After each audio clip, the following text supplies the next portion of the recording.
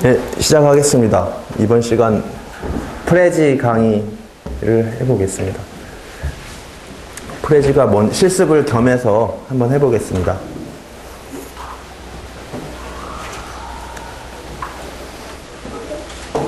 세상에는 이제 수많은 프레젠테이션 툴이 있습니다. 오늘 아침에 보았던 비머도 뭐 대표적인 거고, 그냥 한번 살짝 한번 보죠.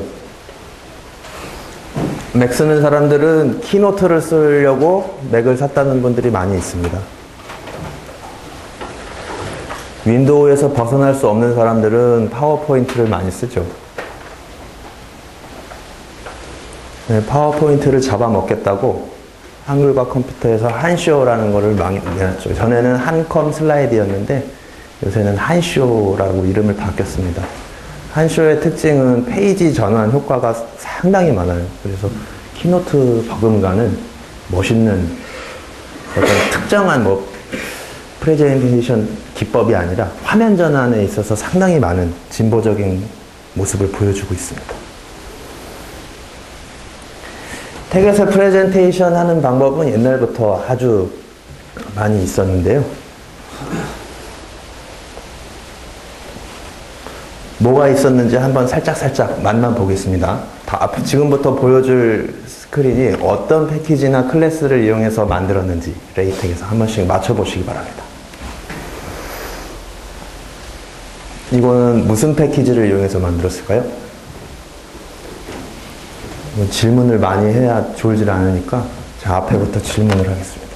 선생님, 성함 말하고 무슨 패키지인지 말씀해 주시면 되겠습니다. 박재상인데요. 아, 박재상 선생님께서 정답을 맞출 걸로 기대합니다. 투보다 네? 네. MD 프레임드. MD 프레임드는 이제 프레젠테이션 패키지는 아니죠. 예.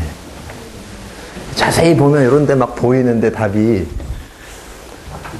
이거는 세미나 패키지입니다. 세미나 패키지. 옛날에 레이텍 지금 처음 시작할 때 뭘로 시작하죠? 다큐멘트 클래스로 시작하죠. 그 전에 레이텍 2 이전에 그냥 레이텍 시절에 다큐멘트 스타일이라는 게 있었어요. 다큐멘트 스타일, 세미나 이렇게 해서 만들고 레이텍 2 버전으로 넘어오면서 세미나 클래스로 발전을 합니다. 요거는 뭘로 만들었을까요? 이거 정말 못 맞추면 진짜 다음 분 성함 말씀해 주시고 무슨 패키지일 것이다. 이름은 이정현이고요. 네? 이름은 이정현이고요. 이정현 선생님께서 아마 이번에 정말 맞출 수 있을 걸로. 진짜 맞출 수 있을 거예요. 웨이팅으로 논 봐서 그 비모는 오늘 처음 보거든요. 예, 그러니까 뭘까요? 화면만 봐도 답이 나와요. 네? 뭘까요? PDF 스크린. 그렇죠. PDF 스크린 패키지입니다. 다큐멘트 클래스 아티클 이런 걸로 불러와서 유스 패키지, PDF 스크린 이렇게 해가지고 만드는 겁니다. 여기 담긴 예제는 매뉴얼하고 제가 옛날에 만들었던 거 조금씩 그냥 옛날 회상하면서 넣어봤습니다. 자, 요거는 뭘로 만들었을까요? 우리 김영욱 교수님 옆에 분, 여자분 성함 말씀해 주시고 답을 말씀해 주시면 되겠습니다. 오주미 선생님. 네, 그 옆에 분 성함 말씀해 주시고 답을 말씀해 주시면 되겠습니다. 지금 다 텍에서 돌아가는 거예요. 성함이 강보원 선생님. 예. 아시는 분? 그건 파워덧이라는 클래스로 만든 겁니다. 파워덧은 PDF 레이텍이나 이런 걸로 안 돌아요. 그냥 레이텍으로 돌리고 DBIPS로 PS 파일을 만들고 그다음에 PS2 PDF에서 이렇게 만듭니다. 그렇기 때문에 내부적으로 PS 트릭스 코드 같은 것들을 잘 읽습니다. 이것도 제가 언젠가 만든 거였죠. 요거는 뭘까요? 그 앞에 분 성함 말씀해 주시고. 네, 이름은 김선중이고요. 예, 김선중 선생님. HA 프로퍼 패키지가 있는. 아, 맞아요. 여기 자세히 보면 여기 HA 프로스퍼라고 딱 나와 있어요. 원래는 프로스퍼라는 클래스가 있었습니다. 클래스가 있었는데 거기서 조금 더 다채로운 효과를 주기 위해서 다큐멘트 클래스 프로스퍼 한 다음에 유스 패키지 HA 프로스퍼 하면은 이런 것들이 이렇게 나옵니다. 레이텍에서 이제 뭐 이런 것들이 있었고, 오늘 아침에 좀 많이 설명했던 요건 뭘까요? 이거 진짜 우리 여자분 뒤에 선생님. 네. 예. 뭐 좀 이렇게 이런 것들이 있고 그런 게 좀 눈에 익지 않으세요? 예. 옆에 분. 예, 정재현 선생님. 알 걸로 보이는데 오늘 아침 내내 했던 거예요.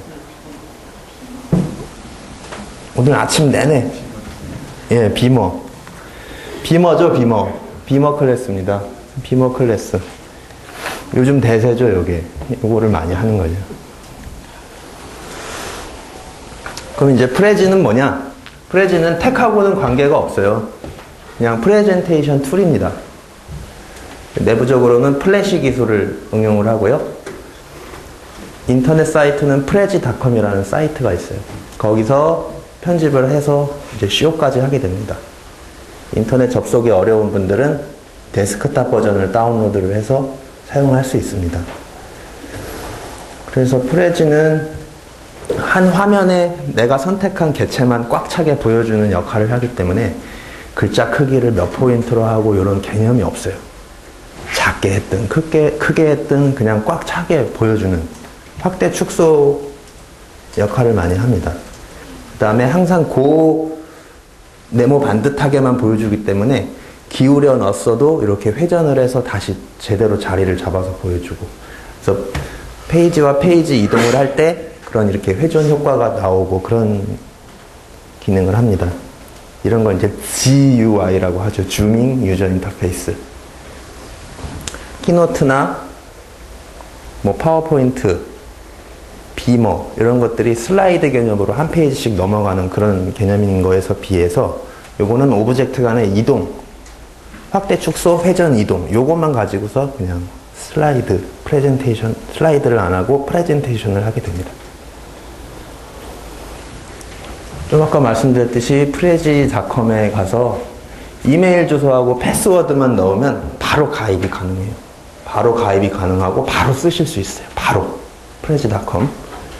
그 다음에 올해 3분기, 3, 4분기 기준으로 봤을 때 한 1,500만 명 정도 사용을 하고 있고, 전체 뷰는 1억 9천만 뷰인데 뭐 이렇게 놀라운 숫자는 아니에요. 싸이 강남 스타일이 몇 명이죠? 6억 명이죠. 그거에 비하면 아주 뭐 미미한 수치라고 할 수 있습니다. 무료 가입자는 조금 홀대를 합니다. 저장 공간이 100메가밖에 안 줘요. 근데 저장 공간이 100메가면은 되게 적어 보이는데 되게 많은 거예요. 프레지 파일 하나 만들면 보통 10메가가 안 넘어요. 5메가 정도. 그 다음에 여기 프레지 로고 보이십니까? 저는 무료 사용자라서 이 로고가 항상 떠요. 이걸 감추고 싶어도 감출 수가 없어요. 무료 가입자라서 그래요. 무료 가입자라서. 그 다음에 퍼블릭 라이센스라서 내가 만든 거는 항상 온라인에서 검색이 돼요. 이거 만들고 나 혼자만 보고 싶은데 맨날 노출이에요. 그냥 공개가 돼 있고, 그거 공개 아니면 공개하면서 카피까지 할래. 그 둘 중에 하나밖에 없어요. 선택이. 그런데 항상 이렇게 학생들을 우대하는 그런 정책이 있지 않습니까? 교육 분야 종사자는 처음에 가입할 때 뭐 ac.kr 같은 이메일을 가지신 분들은 좀 더 줘요. 그 다음에 아예 돈 주고 산 사람들, 뭐 한 달에 뭐 4달러인가? 이렇게 내는데, 그런 사람들은 저장 공간이 아주 넉넉해요. 평생 써도 못 쓸 만큼 공간을 줘요. 그 다음에 요거 프레지 로고 있죠? 여기다가 자기 로고를 넣을 수 있어요. 예를 들어서 뭐 공주대 로고를 넣을 수도 있고, 그 다음에 라이선스에 있어서 내가 만든 거를 감출 수도 있어요. 노출이 안 되게. 그렇게도 할 수 있습니다. 이렇게 돼 있고, 한번 맛을 보겠습니다. 이거 이따 실습하면서 한번 해보기로 하고, 프레즈닷컴 사이트에 가입을 하면 그 위에 상단에 사인업이라는 버튼이 있는데, 여기서 이메일, 패스워드 그것만 넣으면 딱 시작이에요. 바로. 온라인 프레즈 편집창이 조금씩 다른데 브라우저별로 좀 달라요. 크롬하고 지금 익스플로러를 비교한 걸 좀 띄워놨는데, 전통적으로 요 동그라미가 막 물거품처럼 돼 있는 거, 요걸 버블 메뉴라고 하는데, 요거를 계속 썼었어요. 한 3주 전까지. 그러다 갑자기 버전업이 되면서 요 기존에 익숙한 상단에 메뉴가 붙은 요걸로 바뀌었어요. 최근에. 근데 요건 익스플로러에서 접속하시면 요런 메뉴가 뜨고, 크롬에서 접속하면 요게 뜹니다. 사파리하고 파이어폭스는 제가 테스트를 안 해봤어요. 하여튼 메뉴가 좀 다른데 기능은 같다고 보시면 돼요. 온라인에선 이렇고요. 데스크탑에서도 편집을 할 수가 있거든요. 데스크탑 버전을 다운로드 하시면 맥에서는 이렇게 새로 바뀐 거, 요 상단 메뉴 요걸로 돼 있고, 윈도우에서는 버블 메뉴, 이게 이제 클래식 메뉴인데 이렇게 뜹니다.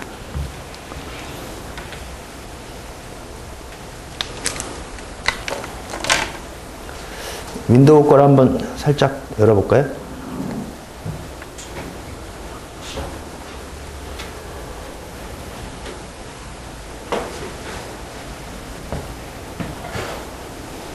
이 데스크탑 버전입니다. 이렇게 버블 메뉴로 이렇게 돼 있어요. 저는 무료 사용자라서, 무료 사용자는 데스크탑 버전을 30일밖에 쓸 수 없어요. 벌써 지금 제가 6일째 쓰고 있어요. 앞으로 24일밖에 못 써요, 저는. 이렇게 돼 있어요. 예, 이렇게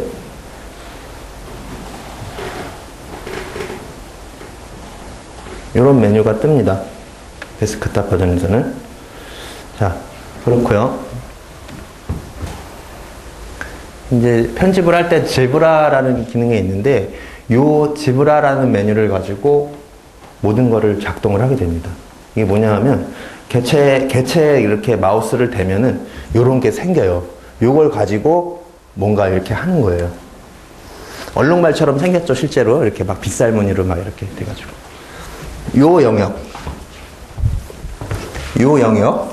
요 영역은 확대 축소에 관한 영역입니다.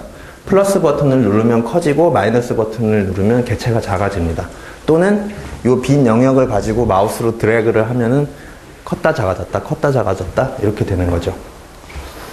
그 다음에 손 모양 있죠? 저기를 찍고 하면은 개체를 이동을 할 수 있습니다. 내가 원하는 위치로.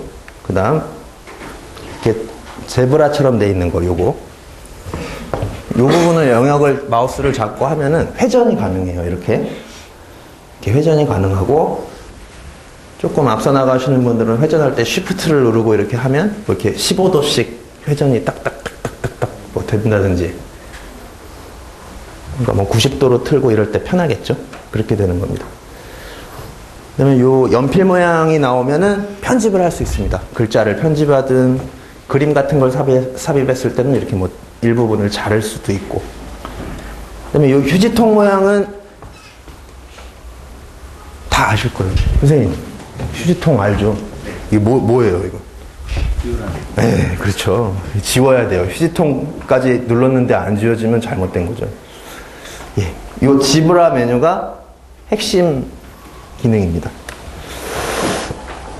예, 프레임이라는 개념이 있는데, 지금 이렇게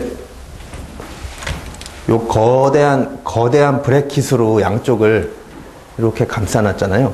요게 이제 프레임입니다. 프레임을 이렇게 놓을 수가 있어요. 그래서 프레임 안에 내용물을 이렇게 감쌀 수 있고, 프레임 내부에 어떤 글자를 넣거나 그림을 삽입을 하고 나중에 움직일 때는 요 프레임만 가지고 움직이면 그 안에 들어있는 것도 같이 이렇게 따라서 움직여요. 프레임은 몇 가지 종류가 있냐면, 이렇게 브래킷 모양 하나, 원으로 된 거 하나, 그 다음에 속이 이렇게 꽉 차고 모서리가 둥근 사각형, 이렇게 세 가지가 있습니다. 하나 더, 히든 프레임이라는 게 있는데, 내용을 넣고 겉에를 뭔가를 이렇게 그룹핑을 하고 싶어요. 그러니까 화면에는 원래 꽉 차게 보여준다 했잖아요. 근데 요런 여백도 내가 좀 보여주고 싶어요. 그럼 거기에 맞게 이렇게 사각형을 그려주면 됩니다. 그럼 이 화면에는 표시는 안 되지만 저만큼의 영역이 있는 게 히든 프레임입니다. 특정 영역을 보여주고 싶을 때.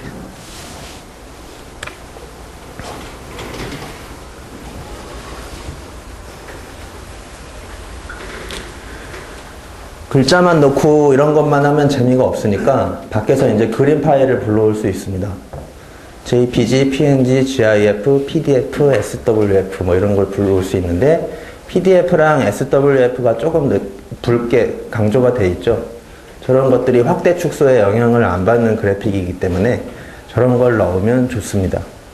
왜냐하면 확대 축소가 기본 개념이에요. 프레지는. 그렇기 때문에 해상도가 낮은 JPG를 넣으면은 확대를 하면은 좀 보기 싫은 경우도 생기겠죠. 그러니까 PDF나 SWF 저런 게 궁합이 잘 맞아요. 그 다음에 파워포인트 파일을 집어넣을 수도 있어요. 파워포인트에서 파일을 만들고 그거를 불러오면은 파워포인트에서 작성한 슬라이드 뭐 10장짜리다. 10장을 다 불러와요. 한꺼번에. 그냥 그 다이렉트로 넣을 수 있어요. PDF도 마찬가지입니다. 10장짜리 PDF다. 10개의 화면을 다 넣어요. 자기가. 그 다음에 동영상 파일을 넣을 수 있습니다. 뭐 여러 가지 동영상 파일이 있는데 제일 궁합이 잘 맞는 거는 FLV. FLV는 이제 플래시에 기반한 동영상 파일 포맷이죠. 그거하고 그다음에 SWF. 저것도 플래시 기반이죠. 저 두 개가 궁합이 잘 맞습니다. 음악 파일도 동영상 파일하고 이름이 같은 FLV랑 SWF 요 두 가지만 지원을 합니다. MP3 이런 건 못 넣어요. 넣으려면은 저렇게 바꿔서 넣어야 돼요. 그 다음에 유튜브 동영상 URL을 걸어서 넣을 수 있어요. URL. 아까 강남 스타일 나왔는데 이렇게 한번 넣을 수 있습니다. 플레이 안 해도 되겠죠? 뭐 이렇게 실행이 됩니다.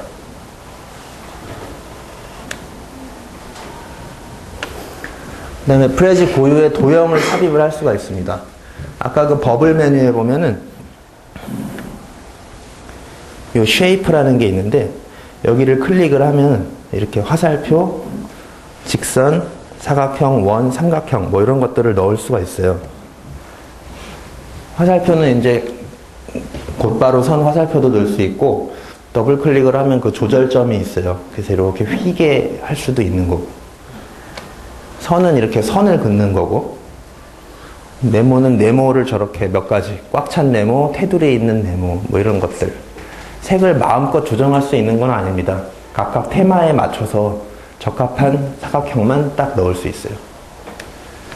동그라미, 삼각형, 그 다음에 이건 연필이죠. 자유 툴로 막 이렇게 하는 거. 그 다음에 하나는 형광펜. 이렇게 하이라이팅을 할 수 있어요. 그리고 이제 테마를 결정을 할 수가 있는데, 새로운 프레지 파일을 만들면 각각에 맞는 테마를 결정할 수 있습니다. 그러니까 예를 들어서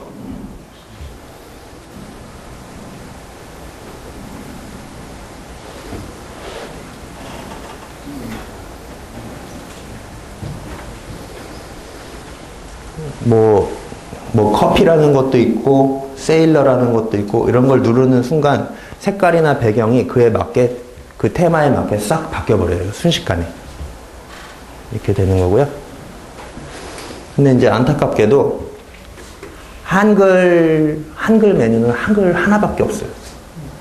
한글 하나만 쓸 수 있어요. 한글 하나만. 그러니까 다른 중문, 한글, 일본어 이 세 가지가 있고 나머지는 다채로운 테마가 있어요. 글꼴도 다 다르고 색깔도 다 다르고. 근데 한글은 한글 하나밖에 없어요. 왜 그러냐면 한글 폰트에 조금 문제가 있기 때문에. 지금은 뭐 큰 문제는 없습니다만. 동시에 쓸 수 있는 어떤 거와 어떤 거? 그 테마라는 그 여러 개 중에 한글하고 뭐 커피가 있습니다. 안 됩니다.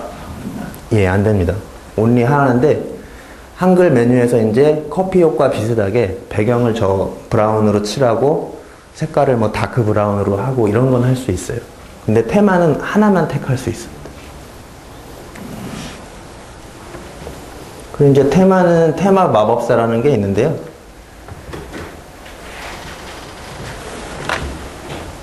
기존에 있는 테마 말고 내가 좀 나만의 어떤 테마를 만들고 싶다. 그럼 여기 테마 위저드라는 게 있어요. 테마 마법사라는 거죠.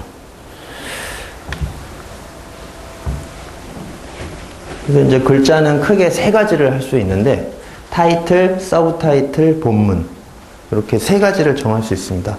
첫 번째 창에서는 타이틀 1, 타이틀 2, 바디 요것만 정할 수 있어요. 지금 타이틀 1을 조금 진한 청록색 계열로 했죠. 요 색깔로 나온다는 뜻이에요. 타이틀 2는 이게 약간 풀색 같은 걸로 했죠. 요 색이 나온다는 거예요. 그 다음에 가장 많이 쓰이는 본문 바디 색깔은 남색으로 했어요. 요 색이 나온다는 뜻이에요. 이렇게. 그러니까 글꼴은 크게 세 가지만 있어요. 타이틀 2개랑 본문. 그 다음에 이제 백그라운드 색깔인데요. 요 배경색을 약간 뭐라 그럴까? 이거 무슨 색이라 그러죠? 예, 미색. 아이보리. 연한 아이보리 색으로 지금 정한 거예요. 이걸 택해서 지금 요런 색깔이 나오는 거예요. 지금 이 화면에서 보이는. 그 다음에 3D 백그라운드라는 게 새로운 기능이 있는데 요거는 입체감을 주고 그런 원근감을 주고 그런 배경을 넣을 수 있어요. 이거는 나중에 설명드릴게요. 이따 실습하면서. 그 다음에 여기 커스텀 로고 요 프레지 요 왼쪽 하단에 요거 있죠? 요거를 바꿀 수 있어요. 근데 무료 사용자는 안 돼요. 무료 사용자 안 돼요. 돈 주고 산 사람이거나 아카데미에 계신 분이어야 돼요. 교수님들은 돼요. 학생도 되고. 근데 저 같은 직딩들은 안 돼요. 돈 주고 사야 돼요. 그 이메일 주소로만. 네, 이메일 주소로 판단만이 아니라 그 이메일 주소로 서티피케이션을 하나 보내요. 그럼 그 이메일 주소로 자기가 들어가서 프레지에서 날아온 그 메일을 클릭을 하면 이 사람은 아카데미에 계신 분이구나 인정을 해주는 겁니다. 다음 저기서 이메일 주소. 안 돼요. 다음 안 돼. 다음 이메일 주소가 아카데미로 인정이 돼요. 다음이? 네.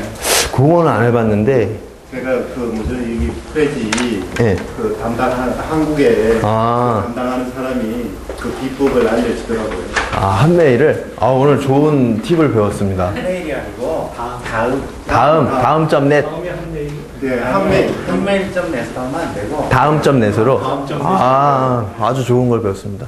저는 그것도 모르고 한 달에 한 번씩 데스크탑 버전을 쓰기 위해서 이메일을 바꿔가면서 가입을 지금 하고 있는데 사실 별로 쓸 일이 없어서 지금 이메일 3개째. 각 학교마다 소개해주는 프레지 소개해주는 사람이 네. 자기는 학교에 안 있으면서 다음 그 메일을 주소를 쓴대요. 그래가지고 그거를 아니 이거 너무 좋은 건데 왜 아무도 안 적어요? 다음.net 지금 하라는데. 네. 네, 그렇죠. 그 다음에 이제 아까 모양에서 뭐 동그라미, 네모, 세모, 화살표 뭐 이런 거 하잖아요. 동그라미 서클의 색깔을 지금 하늘색으로 요렇게 정한다는 얘기고, 브래킷 프레임하고 네모를 아주 연한 황토색으로 요거 하고 요 네모, 예, 이렇게 정한다는 거예요.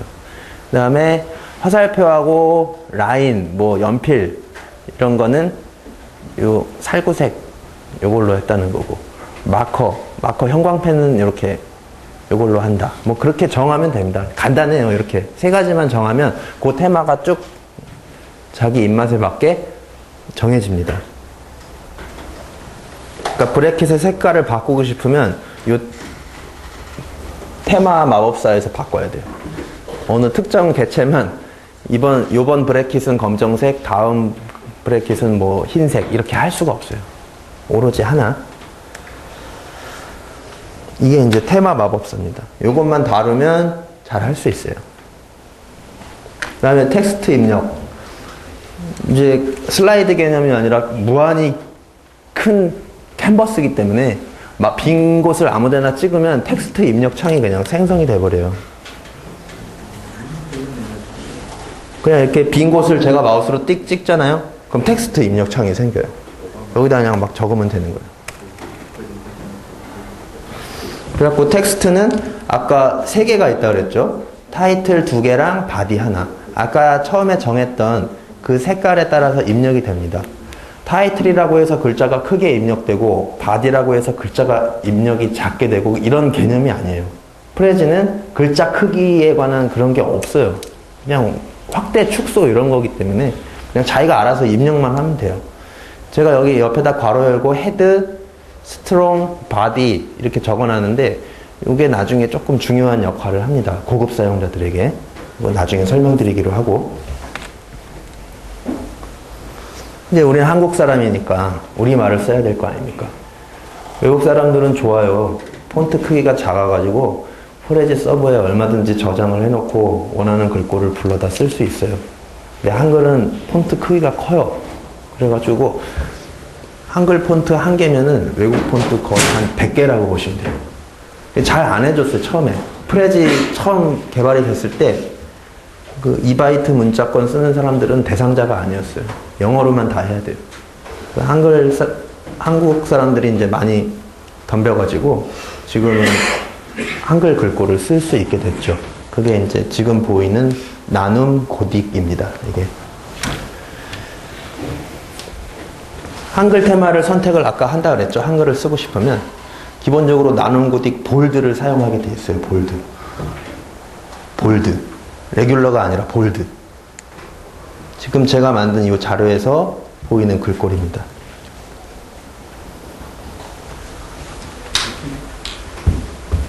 좀 불공평하죠? 나눔 고딕 싫어하는 사람도 있어요. 나눔 고딕 정말 싫어하는 사람들도 있어요. 둥글둥글하다고 싫대요, 고딕이. 네. 배불러요, 볼드라서.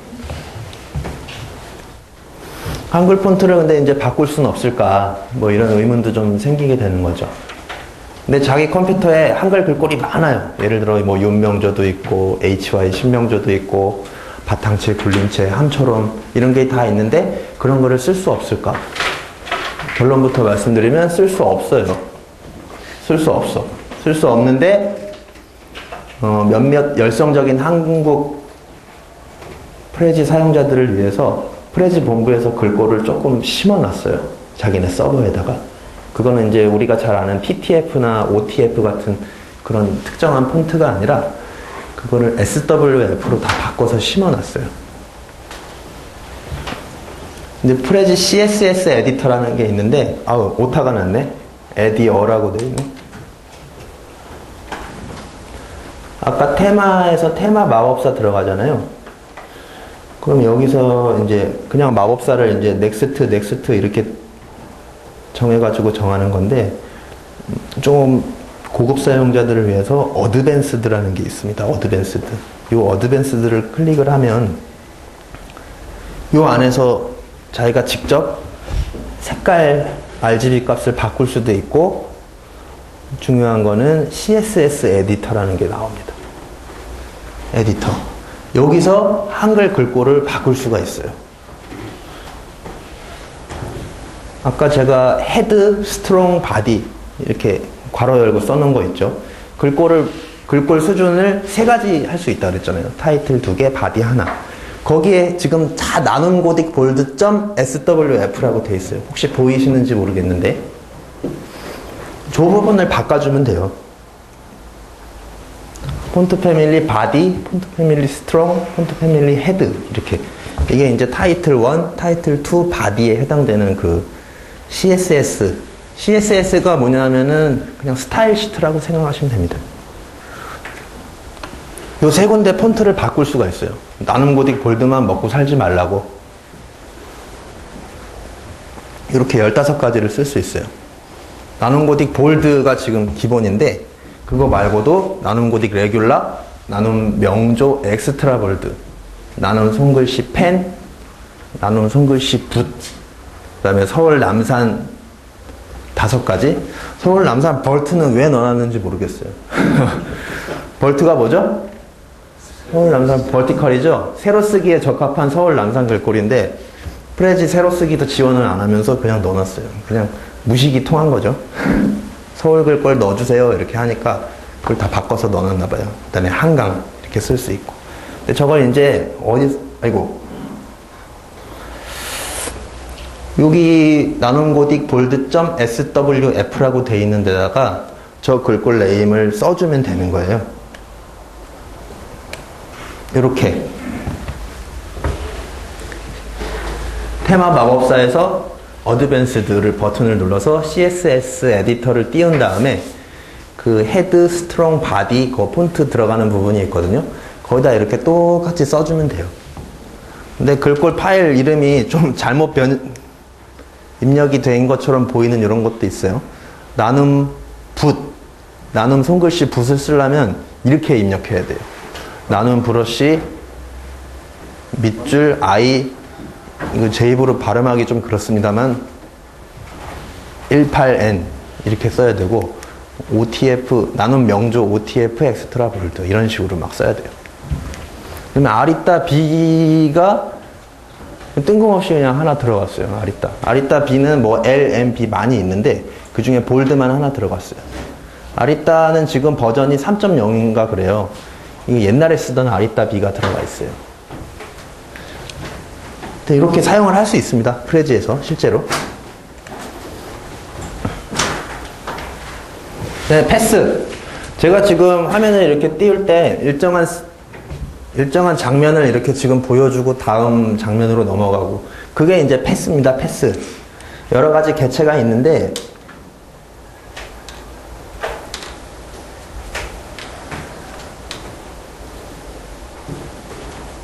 요 막 선으로 된 막 이 보이나요? 1번 이거 보여주고 2번 이거 보여주고 3번 이거 보여주고 4번 이거 보여주고 요게 패스예요. 패스. 번호를 따라서 말 그대로 길이죠. 이렇게 보여줘라 뭐 그런 뜻입니다. 처음 시작하면 1이고 그 다음에 2번을 어떤 개체를 찍으면 거기에 줄이 그어져요. 그렇게 해가지고 그 발표 순서를 정할 수 있습니다. 동그라미 번호가 이렇게 붙여지고요. 그다음에 아주 뭐 최근에 올해 등장한 기능인데 이렇게 확대 축소하면서 화면을 보여주고 그 중에서 이제 어떤 거를 나중에 보여주는 거. 아까 제가 지브라 메뉴 설명하면서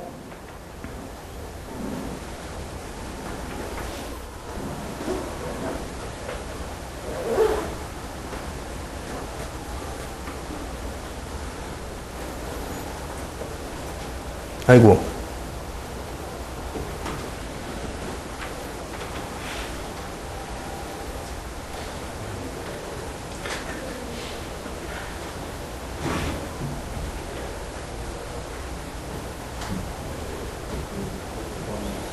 그러니까 요 화면을 보여주고 요 위에 뭐가 떴죠? 저 세미나 패키지 다음 걸 누르면 뭐가 뜨는 거. 요 나중에 드러내기.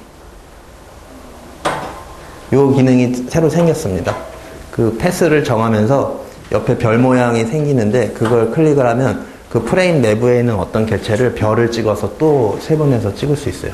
그 별도 1, 2, 3, 4 이렇게 붙는데 그 별표 순서에 따라서 한 번씩 클릭을 할 때마다 나중에 드러나는 그런 겁니다. 최근에 생긴 옵션이고요. 그다음에 이게 다예요. 프레지는. 이게 답니다. 더 뭐 설명할 기능도 없어요. 이게 답니다. 이제 몇 가지 팁만 좀 알려드리면 단축키가 있어요. 단축키. 우리가 지금 뭐 프레임도 넣고 패스도 따고 테마도 넣고 도형도 넣고 뭐 그런 단축키가 있어요. F자를 누르면 프레임이 생성이 됩니다. F를 누르면 프레임. 한영 모드일 때는 영어로 돼 있어야 이게 먹어요. 한글 모드로 돼 있으면은 F를 누르면 리을이 되죠. 리을 아무리 눌러봤자 이거 안 나와요. 자, I 인서트입니다. 인서트 한번 해볼까요? 인서트 뭘 넣을래? 파일, 조직도,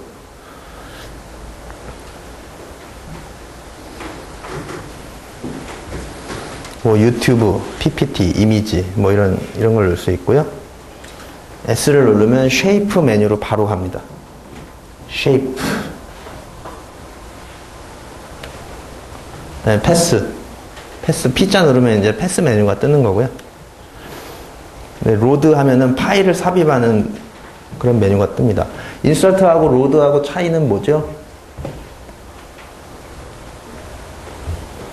차이가 거의 없다고 보시면 됩니다. 제가 살펴본 바로는. 인서트는 누르면 이렇게 친절하게 파일, 뭐, 동영상, PPT, 이미지 이렇게 세분해서 이렇게 돼 있는데, 그냥 로드 메뉴는, 아이고.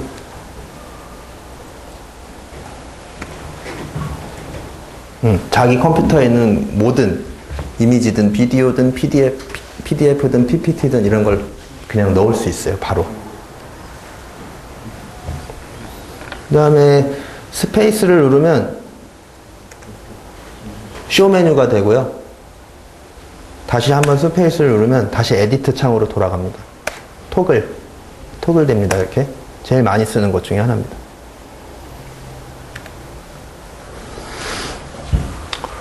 데스크탑 버전을 설치할 때 약간 좀 문제가 있을 수 있는데요. 윈도우 사용자들한테 조금 문제가 되는 경우가 있습니다. 이 데스크탑 프레지 설치할 때 어도비 에어가 필요합니다. 이게 뭔 얘기냐 하면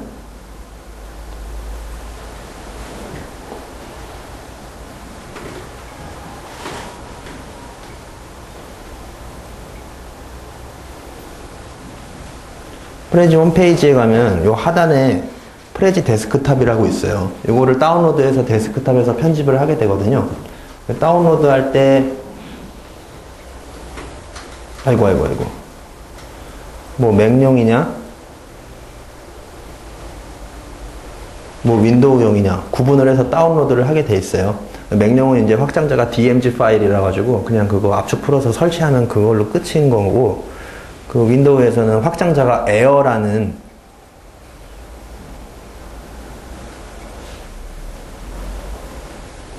지금 깔려 있어서 제가 이렇게 되는데, 그 에어라는 게 떨어져요. 근데 에어가 실행이 안 돼요. 그 에어 파일을 실행을 하려면 어도비 에어라는 거를 이제 설치를 해야 돼요. 가장 최근 버전이 3.1.3가 3.3가 그런데 최신 버전을 설치를 하면은 데스크탑이 설치되긴 되는데 프레지 온라인하고 동기화가 안 되고 그냥 꺼져버리는 경우가 가끔 생겨요. 근데 어도비 에어의 발전 속도를 프레지가 못 따라가서 그런 거니까 너무 서운하게 생각하지 마시고, 데스크탑 버전을 설치를 하고 나서 no connection to prezi.com 이렇게 첫 요 문구가 뜨면서 그냥 종료가 되는 경우가 생기거든요.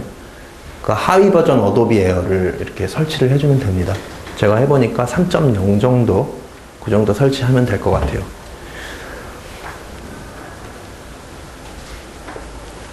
그 다음에 이제 포터블 버전으로 발표해라 뭐 이런 게 있는데, 지금 데스크탑 프레지나 인터넷 프레지에서 이렇게 쇼를 하게 되면은 상당히 좀 아주 좋은 컴퓨터가 아니고서는 버벅거리는 느낌을 가질 수 있어요. 그래서 이제 자동 실행 버전인 포터블 버전으로 내가 만든 프레지를 다시 저장을 할 수가 있어요. 그건 이제 인터넷에서 다운로드를 하거나 온라인에서 그 프레지 자료를 만들었으면은 요 다운로드 버튼이 있어요. 요 다운로드 버튼을 누르면 export to portable present offline 뭐 요런 문구가 뜨고, 데스크탑에서는 export to portable 버전 뭐 이런 식으로 뜹니다. 뭔 얘기냐 하면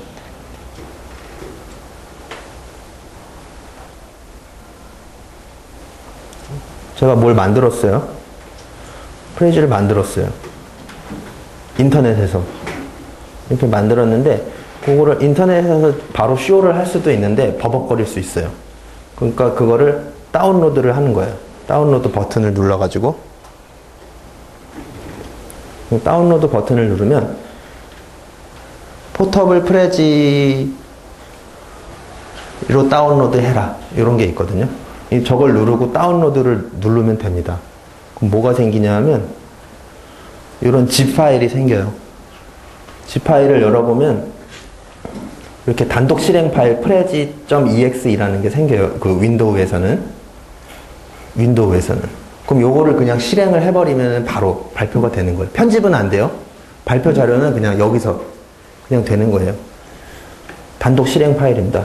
데이터에 가보면은 뭐 폰츠도 들어있고 뭐 요 프레지에서 사용했던 그림도 들어있고 그렇게 한꺼번에 다 들어있어요. 맥에서는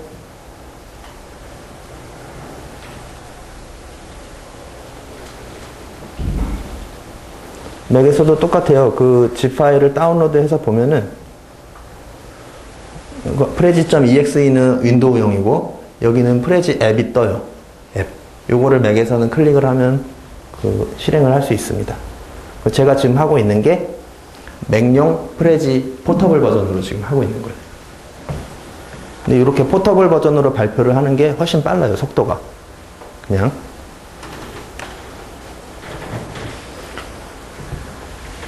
윈도우 사용자들, 특히 64비트 윈도우 7 쓰는 사람들이 좀 문제가 생기는데 데스크탑 프레지에서 분명히 다 작업을 마치고 껐어요. 그리고 다시 켰더니 한글이 안 보여. 그런 경우가 있어요. 아주 종종 발생해요. 윈도우 7 64비트.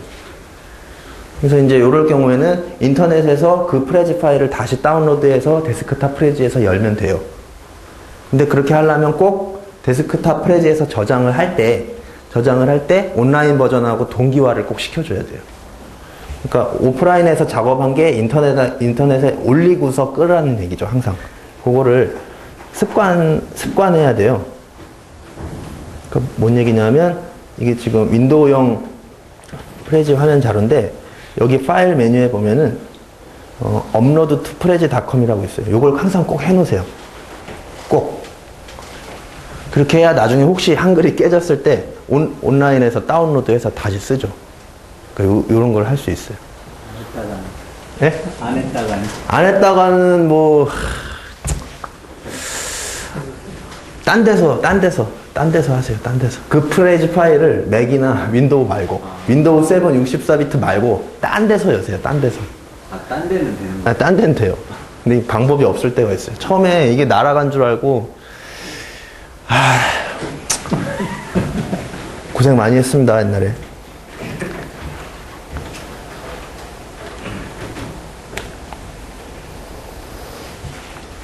그리고 최근에 이제 올해 도입된 게 3D 배경 화면을 지원을 해요.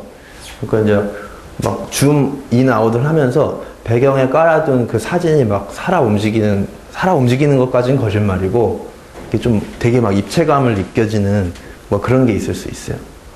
3D 배경화면은 3장을 집어넣을 수 있는데, 그러니까 확대를 해서 보였을 때는 뭐 첫 번째 사진이 보이고, 좀 더 깊숙이 빨려 들어가면은 다른 사진이 보이고, 뭐 그런 개념이에요.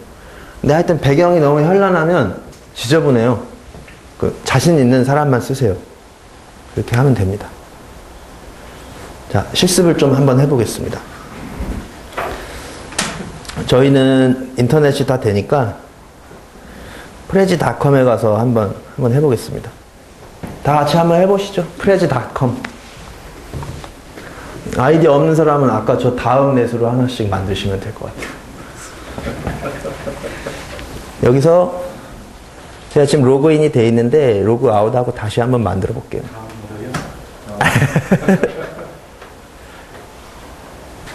그럼 여 사인업이라고 있는데 이 사인업을 클릭을 하고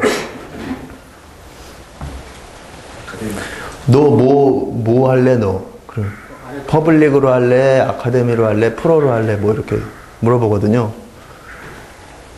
그럼 이제 요거 퍼블릭을 일단 하나 클릭을 하면 되죠. 그렇게 하면 이름 적고 성 적고 메일 주소 쓰고 패스워드 2번 넣고 사인업 하면 끝입니다. 이게 저는 하나 만들어 놓은 게 있으니까 그걸로 좀 할게요.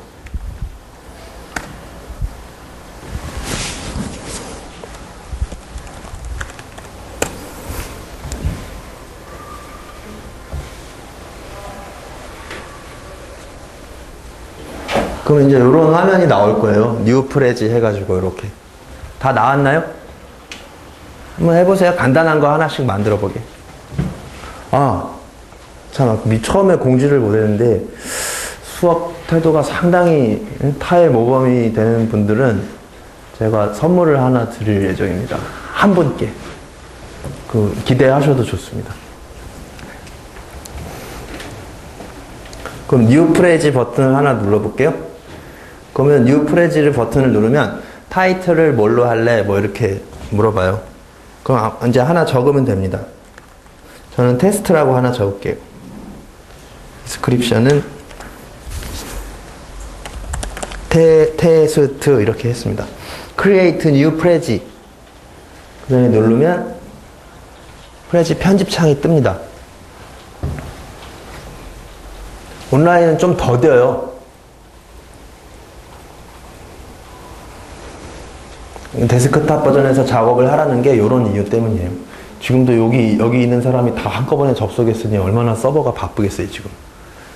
그러면 이제 기본적으로 쓸 수 있는 템플릿이 나오는데, 뭐, 여기 있는 거 갖다 쓰셔도 돼요. 여기 있는 거 갖다, 좋은 게 많으니까. 저는 아무것도 없는 블랭크에다 한번 해보겠습니다.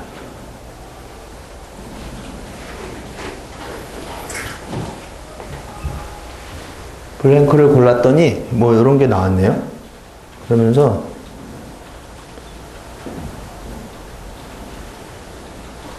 질문인데요. 네, 혹시 비머 같은 걸로 이렇게 만들어 놓은 PDF를 불러들여서 네, 뭐 하나씩 프레임에 넣으면 돼요. 할 수 있습니다.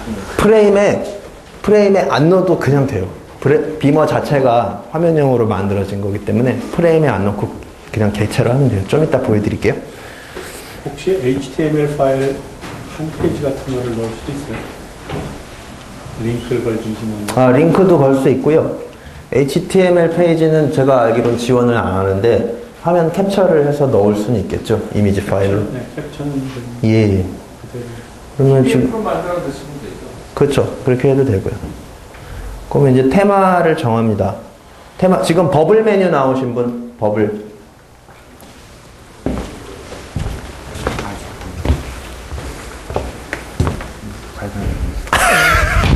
다들 가입들을 버블 메뉴? 버블 메뉴가 익숙하니까 버블 메뉴로 한번 해볼게요. 저기.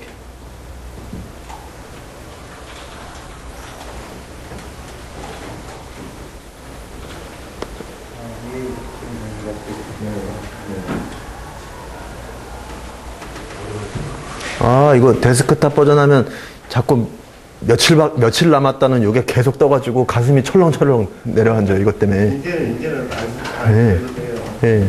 그럼 먼저 한글을 쓰려면 테마 버튼을 누릅니다. 테마.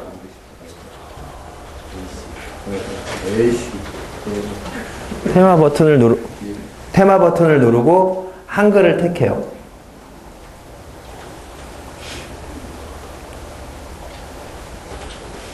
자, 그 다음에 뭘 하나 넣어볼까요? 프레임을 하나 넣어볼게요. 프레임에서 네모난 걸 하나 넣어볼게요. 브래킷을 택하고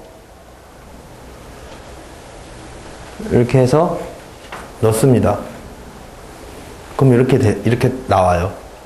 그럼 이거 이렇게 확대를 해가지고 빈 곳을 아무데나 찍으면 텍스트 창이 뜬다 그랬죠? 한글 메뉴를 했기 때문에 한글이 찍혀요, 바로.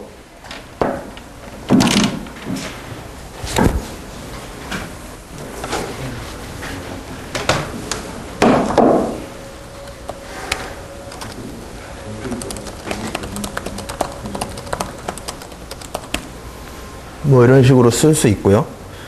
여기서 막 글자를 택해가지고 막 글자 크기 24포인트, 글자 크기 창 어딨지? 이렇게 찾는 분들이 되게 많아요. 근데 글자 크기 창 이런 거 없어요. 볼드, 이탈릭 이런 거 없어요. 찾지 마세요. 자, 이렇게 돼 있고 이게 지금 바디로 돼 있는데 타이틀을 찍으면 빨간색이 되고 두 번째 거 타이틀 찍으면 파란색이 되고 세 번째 거 찍으면 검정색이 되고 이렇습니다. 근데 색깔이 좀 마음에 안 든다. 그러면 테마 버튼을 눌러서 테마 위저드에서 바꿔주라 그랬죠. 타이틀이 지금 빨간색이에요. 이게 영 마음에 안 들어요. 그럼 이걸 찍어가지고 타이틀 1에 해당되는 걸 찍어가지고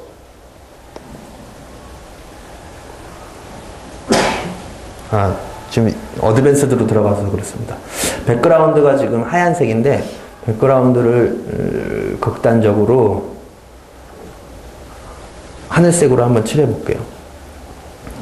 커스텀 로고는 못 넣습니다. 저는 넥스트 타이틀 1이 지금 빨간색인데 이거를 뭐 남색으로 바꾸고 타이틀 2를 뭐 청록색으로 바꾸고 여기 이게 바뀌는 거 보이죠? 이쪽에 이런 거 네, 바디 색깔은 뭐 주황색으로 바꾸고 보라색으로 바꾸고 넥스트 브래킷 색깔이 지금 빨간색이라서 마음에 안 드는데 그걸 뭐 이렇게 파란색으로 한번 바꿔보고 서클 프레임 같은 걸 좀 이렇게 바꿔보고 에로우 뭐 이런 식으로 바꿔보겠습니다. 이렇게 던 완료 버튼을 누르는 순간 이렇게 다 바뀌어요. 글자 색도 제가 방금 지정했던 그걸로 다 바뀌어 있어요. 그래갖고 이제 이미지를 하나 넣어볼까요? 이미지 파일을 하나 넣어보겠습니다. 이미지를 넣으면 뭐 웹 주소 변하지 않는 그림 주소가 있는 웹 주소를 넣든가 데스크탑에 있는 그림을 선택할 수 있습니다. 여기서는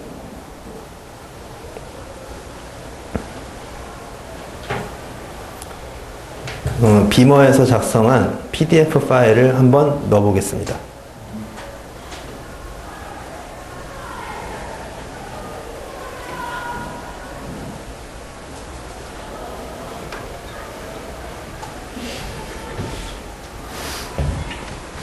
너무 많은 페이지 수를 넣으면 시간이 오래 걸리니까 2페이지짜리를 한번 넣어볼게요.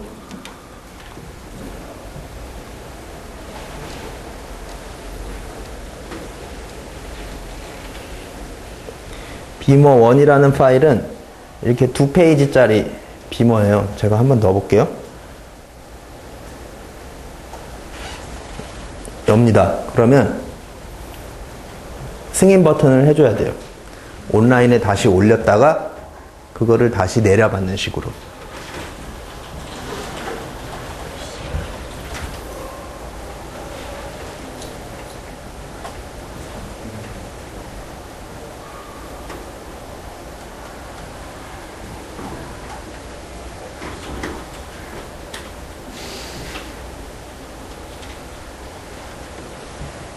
뭐가 좀 안 되네.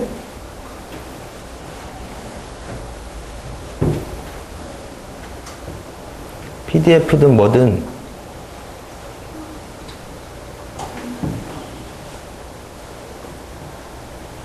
잘 돼야 되는데 원래 잘 돼요. 여기서 한번 해볼게요. 온라인에서 사용일이 22일밖에 안 남아요. 그러니까 이게 너무 홀대하는 거야. 이게 프리 사용자라고 막 파일도 안 올려주고 이래서 되겠어요? 정책이? 학계를 떠나 있은 지 오래됐더니 참 이런 홀대를. 다음 사용자한테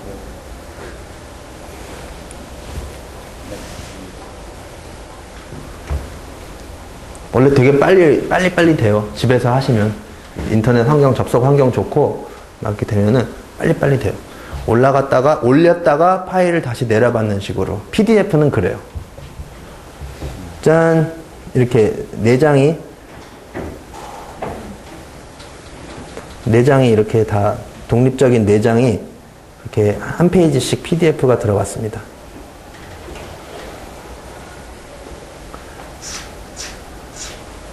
그 다음에 이제 쉐이프 같은 거는 이렇게 긋는 순간 이렇게 그어질 수 있어요. 근데 더블 클릭을 하면 그 테마에 맞게 그 테마에 어울리는 색상의 박스가 밑에 나타나요. 요것만 할 수 있어요. 요 상자를 뭐 다른 색으로 한다거나 그럴 수 없어요. 도형은 뭐 이렇게 할 수 있고요. 그냥 PDF 말고 다른 이미지도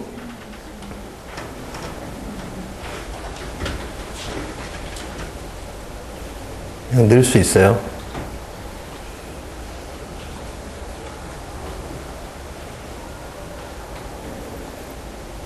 예, 제가 좋아하는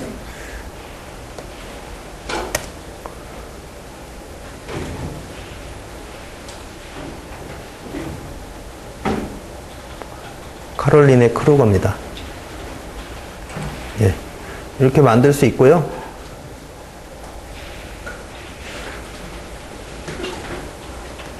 이렇게 넣을 수 있고, 그 다음 뭐 프레임을 또 넣는 거죠. 다음 프레임을 작성하기 위해서 이렇게 넣고,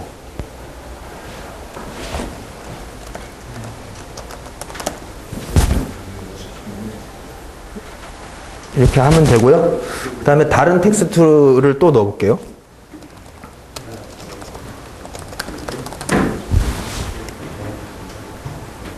근데 이제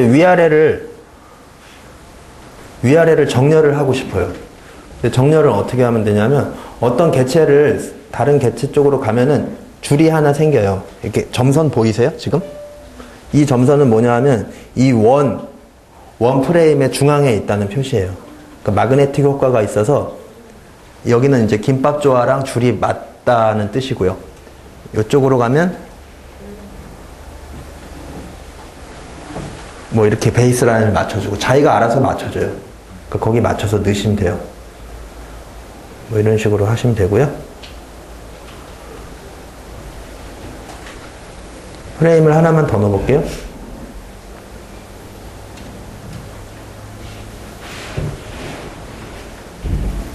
그러면 이제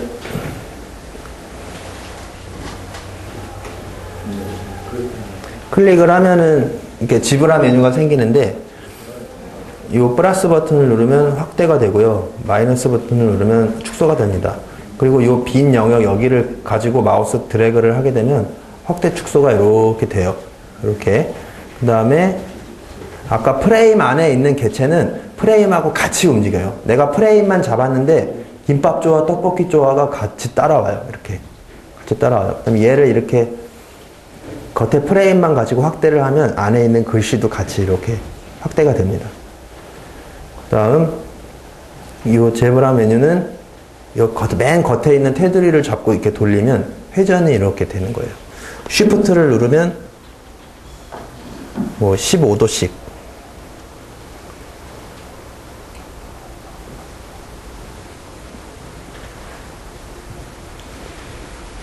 딱딱딱딱 이렇게 각을 맞춰서 넣을 수 있습니다. 90도를 세울 수도 있고요. 그 다음에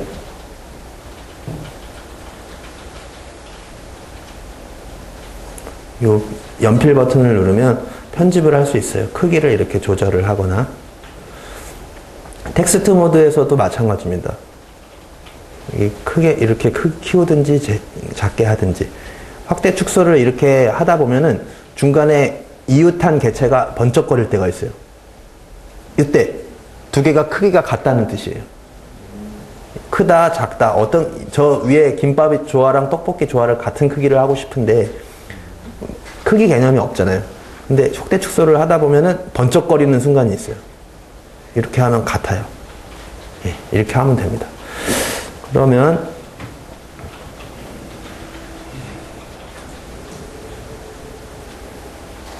현저하게 크게 한번 해볼게요.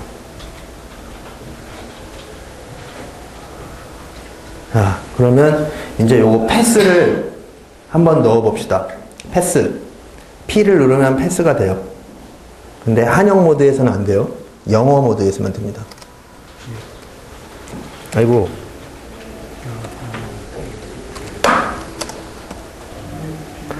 패스를 하면은 맨 처음 찍는 게 스타팅 포인트가 돼요. 얘를 할까, 얘를 할까, 뭐 얘를 할까. 그럼 1번을 찍을게요. 그럼 1번이 여기로 갑니다. 맨 첫 번째 보여줄 쇼.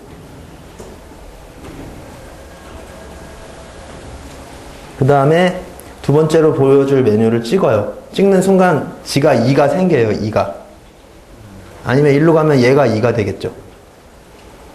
요걸 한번 찍어 볼게요. 그 다음에 뭐 3번을 이렇게 찍고 이렇게 됐거든요. 그럼 쇼를 한번 해봅시다. 쇼 단축키는 그냥 스페이스 누르면 되거든요. 해갖고 그럼 이렇게 되는 거예요. 이렇게. 그 다음 2번으로 가고 그 다음 3번으로 가고 이렇게 돌아서. 아까 회전을 시켰기 때문에 전체 화면이 이렇게 돌아서 보여지게 되는 거죠.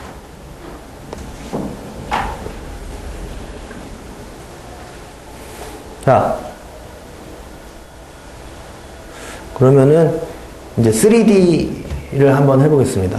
이 테마 메뉴에서 테마 위저드라고 있는데 여기서 그냥 마법사를 실행을 시키면 3D 백그라운드를 여기서 그냥 하나 넣으면 되는데 3장까지 넣을 수 있다 그랬잖아요. 어드밴스드를 찍으면 3D 백그라운드 편집하는 창이 나와요. 이걸 찍으면 업로드를 뭐뭐 할래? 이렇게 물어봐요. 백그라운드 1 하나 넣고 백그라운드 2 하나 넣고 이렇게 하고 완료 버튼을 누르면 됩니다. 이렇게 됐거든요. 여기서 쇼를 한번 해볼게요.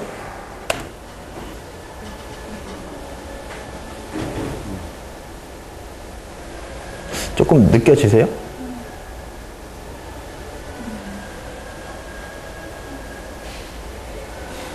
이런 식으로 이렇게 되는 겁니다. 뒤에 있는 큰 그림은 가만히 있고 가만히 있는 건 아니고 조금씩 미세하게 움직여요. 근데 이제 개체가 크냐 작으냐에 따라서 하나 카피를 해볼게요. 다른 개체를. 이 김밥조와 떡볶이 조화를 하나 카피를 해볼게요. 명령은 똑같습니다. 컨트롤 C, 컨트롤 V. 개체 위에 마우스를 올리고 컨트롤 C를 한 다음에 컨트롤 V를 하면은 이렇게 똑같은 게 하나 붙어요. 요거를 바로 옆에다 놓고 크기를 약간 줄여볼게요. 놓고 패스는 아까 3번에 이어서 다음 패스 4번 이렇게 찍을 수 있고요. 근데 얘를 2번하고 3번 사이에 놓고 싶어요. 방금 만든 거를. 그러면 2하고 3 사이에 여기 플러스 버튼이 있거든요. 그 플러스 버튼을 다시 일로 이렇게 오면 돼요. 그럼 얘가 2하고 3 사이에 껴서 다시 3이 됩니다. 지금 결과적으로 3번 이거 같은 그림을 2번 보여주게 돼 있는 거죠. 여기서 쇼를 한번 해볼게요.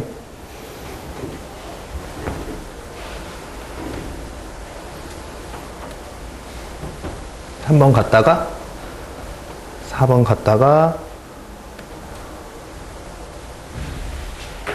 이렇게 됩니다. 아 근데 이런 거 너무 좋아하지 마세요. 어지러워. 나중에 토 나와. 하지 마요. 이거 하지 마. 애들이 하는 거는 그냥 애교로 봐주시고 선생님들은 하지 마세요. 격이 떨어져요. 하지 마. 네? 격 떨어져요. 하지 마요. 하지 마. 이렇게 해서 작성을 하면 되겠습니다.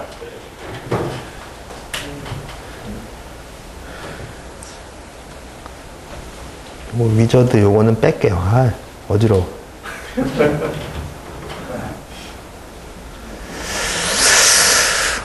그리고 이거 진짜 오늘 팁을 너무 많이 알려주는데 이거 프레지 애들도 모르는 건데 데스크탑 버전에서 뭘 편집을 하고 있었어요. 이 개체를 내가 또 다른 프레지를 만들고 있는데 이 김밥조와 떡볶이조와 이게 너무 마음에 들어서 다른 프레지에 쓰고 싶어. 그럼 어떻게 하면 돼요? 데스크탑 버전은 파일이 복수개로 안 열려요. 한 개씩밖에 안 열려요. 그러니까 카피를 해서 붙여넣기 해봤자 붙지가 않아요. 클립보드가 사라지기 때문에. 근데 요거를 꼭 딴 데서 꼭 쓰고 싶어요. 그럼 어떻게 하면 될까요? 아니, 그런 거 없어요. 이거는 인터넷 버전에서만 되는데요. 이걸 지금 만든 거를 저장을 할게요.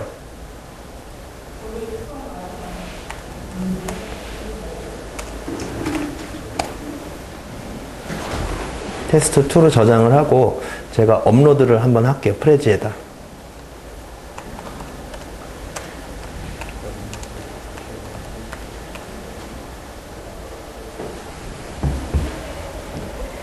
아, 이거 왜 계속 이러지? 아, 너무 홀대 당하는데, 오늘. 하여튼.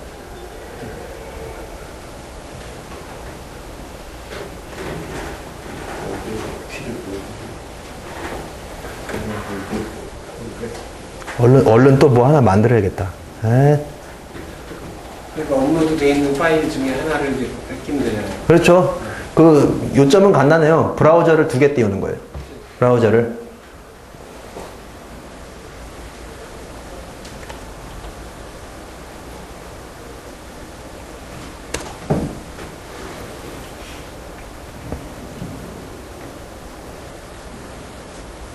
요 요게 마음에 들었다.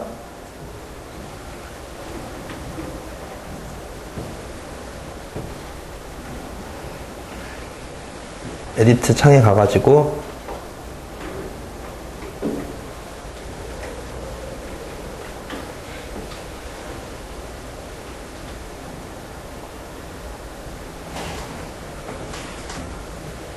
같은 브라우저에서 탭을 2개를 띄운다?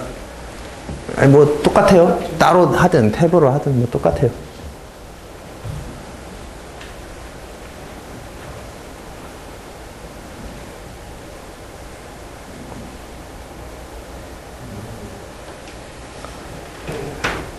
에디트 창을 띄워가지고 똑같아요. 브라우저를 2개 띄워서 이쪽 편집창에 가서 카피해가지고 이쪽 편집창으로 돌아와서 붙여넣기 하면 돼요.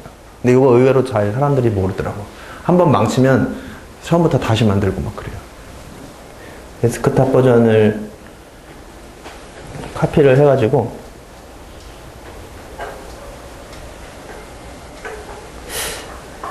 이게 또 닫히는 거 아니야 참? 아, 여러 번 하네. 예, 하여튼 카피해서 붙여넣으면 돼요. 개체를. 그러면은 똑같이 살아나요. 그렇게 하면 됩니다.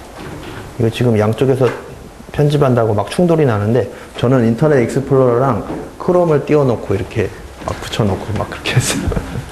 자, 여기까지인데요. 실습은 그렇고 프레젠테이션 요새 많이 하시잖아요. 뭐든 마찬가지입니다. 자기가 가장 잘할 수 있는 거 가지고 하세요. 파워포인트 한다고 욕할 사람 없으니까 파워포인트로 할 수 있는 사람은 파워포인트로 하고, 키노트 좋아하는 사람은 키노트로 하고, 프레지 좋아하는 사람은 프레지로 하시면 되고요. 사실은 이게 오늘 주제가 프레젠테이션이라서 프레젠테이션 얘기를 많이 하는데, 우리가 택 모임 아닙니까? 택을 제가 사용한 지 이제 10년, 처음 알게 된 지부터 따지면 뭐 더 오래됐지만 본격적으로 사용한 지가 지금 한 13년 정도 됩니다. 그런데 너무너무 다들 어려워하세요. 택 사용하는 거를. 근데 방법이 없어요. 일단 두려움을 없애고 많이 파일을 좀 많이 날려먹고 그런 한이 있더라도 접해봐야 이게 자꾸 늘어요. 프로그래밍 랭귀지라는 거는 자기가 쓰는 만큼 실력이 향상되기 때문에 하여튼 겁을 내지 않았으면 좋겠고, 그 다음에 이제 옛날에는 설치하는 것만으로도 막 가문의 영광이라고 그랬거든요. 설치가 너무 어려워가지고. 요새 설치가 너무 쉬워요. 맥 같은 경우는 제일 쉬워요. 그냥 더블 클릭 한 번 하면 다 깔려요. 다 깔리고, 윈도우도 되게 쉬워요. 그냥 케이톡 사이트에서 김강수 선생님이 만들어 놓은 무슨 MSI 파일이 하나 있어요. 그거 다운로드해서 클릭만 하면 돼요. 그러니까 설치 가지고 막 유세 부리던 시절이 아니에요, 요새는. 그러니까 다시 설치하면 되니까